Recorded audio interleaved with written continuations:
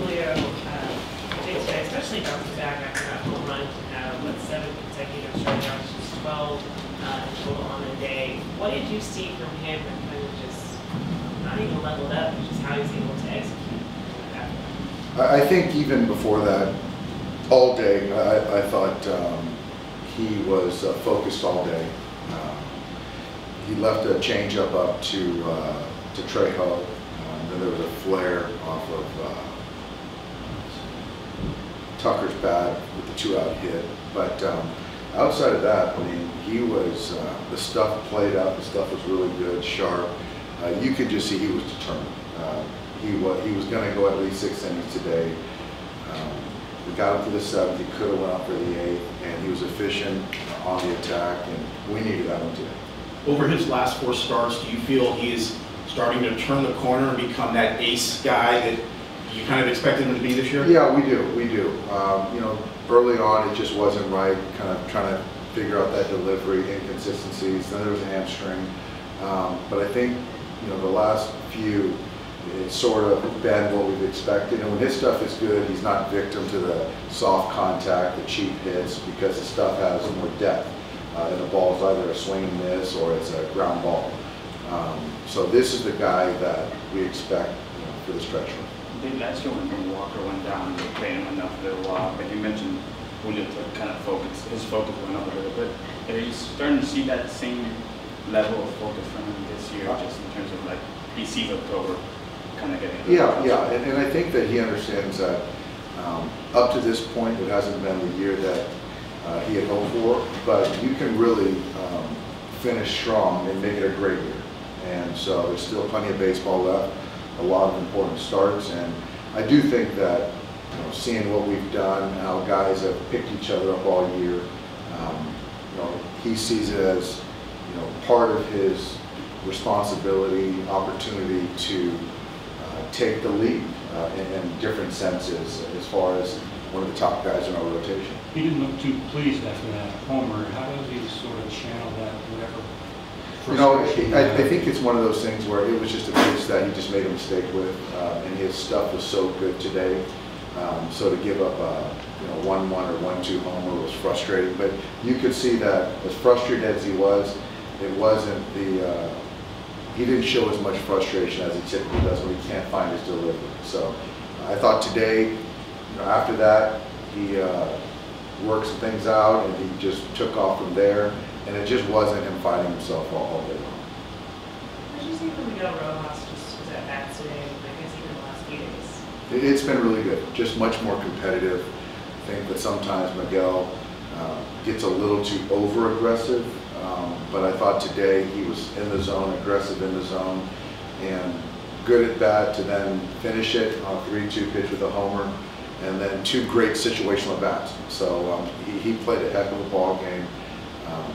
You know, all throughout the lineup, I thought we got to Freeman, we stressed him. Mookie had some hard contact that could have been a different result as far as runs earlier. Profar makes a good play. There's another play that they made, but we kept hanging in there. In situation, I thought we were good. Muncy today, infield in, drives in a run there. So just overall positive. What's the severity of Joe Kelly's injury? Yeah, so Joe, it's an elbow. It's something that he's dealt with all year. So he was going to try to go today after giving him a few days off. Cash play today, he said he could go, but you know, when a player like Joe says he could go, that's doing it for the organization, the teammates. So for us, that's telling. And so what we're going to do is backdate it, rest him, keep his arm moving. I think that's okay to keep doing. And then once that 15 days is up, he'll be back. And just trying to be mindful of his usage, probably staying away from back-to-backs. But obviously we acquired Joe for the stretch run and the postseason, so that's still something in play. Did he get an MRI? No. I think there was already some stuff that he's already been dealing with, so it's the wear and tear of a major league pitcher. Can you tell us this one tomorrow? Tomorrow, you know what, just for sake of not talking to the player first, I'm going to hold this whole down. But someone is going to come in. When it comes to you talked about just keeping his maturity earlier, and today him and Miguel had matching cleats on. What have you seen just from their relationship, and also what have you noticed as to how Miguel has really kind of been an older brother, mentor of some sort to Kike, as he has with some of the other guys in the clubhouse? Yeah, you know, I think they were together a little bit here. I think they did cross paths in Miami. They've been around for quite some time. It's the native tongue, a lot of respect, and you know, Miguel is just great with everybody. But I do think that you get two premium defenders who really are very high IQ baseball guys, and so just a kinship was easily forged. I don't know. I'm guessing Kike was responsible for the shoes, He was. so no surprise there. But yeah, you know, I've learned that you just gotta let guys be themselves, let them have fun. You know, as long as they play within the constructs of what we believe in, and those guys are at the top of this. Dave, over this stretch where you've won 13 of 15, kind of blown the division open, with 45 left, you continue to play this way, you're going to end up having some kind of meaningless games in September again. Have you thought about how you're going to be able to keep this crew sharp heading into the postseason? I haven't thought about that quite yet. I think that, you know, I think one thing I did today is, you know, just not having Julio go for the 8th. I thought that's something that is, for me, thinking forward. You know, just being mindful of how we manage guys in the bullpen, their usage. I think I'll be mindful of that going forward.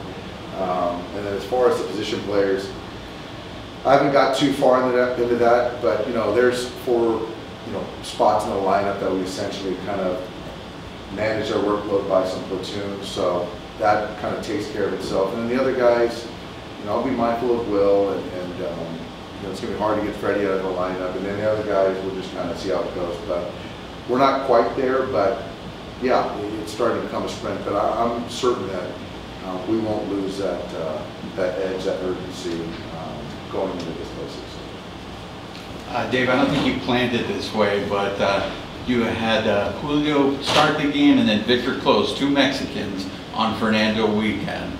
If that was your plan, go ahead and take credit for it. No, you know, it wasn't the plan, but I really wanted to get Victor in the game today. I knew Julio was starting, and just to cap off a great weekend celebrating Fernando was great.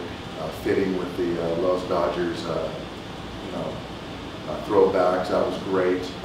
But yeah, once the game sort of played out, I was very excited to get Victor to, you know, bookend Julio.